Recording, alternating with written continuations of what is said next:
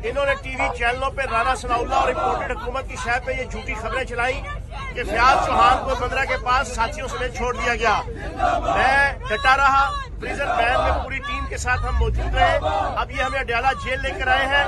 इंशाअल्लाह हम में से कोई बंदा जमानत के लिए अप्लाई नहीं करेगा जब तक इमरान खान साहब और पीटीआई नहीं कहेगी। और हमारी फैमिली में से कोई बंदा आके ना मीडिया में ना सोशल मीडिया पे ना कोई मिन्नतें करेगा, ना कोई तरले करेगा, ना कोई रोएगा, ना कोई धोएगा, क्योंकि हमारी जंग पाकिस्तान की सालमियत की जंग है।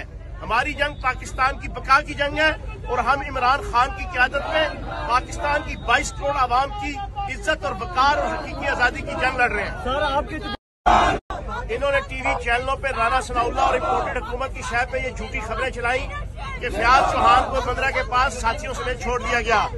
मैं डटा रहा, प्रिजन वैन में पूरी टीम के साथ हम मौजूद रहे। अब ये हमें अडयाला जेल लेकर आए हैं। इंशाअल्लाह हम में से कोई बंदा जमानत के लिए अप्लाई नहीं करेगा जब तक इमरान खान साहब और पीटीआई नहीं कहेगी। और हमारी फैमिली में से कोई बंदा आके ना मीडिया में ना सोशल मीडिया पे ना कोई मिन्नतें करेगा, ना कोई तरले करेगा, ना कोई रोएगा, ना कोई धोएगा, क्योंकि हमारी जंग पाकिस्तान की सालमियत की जंग है।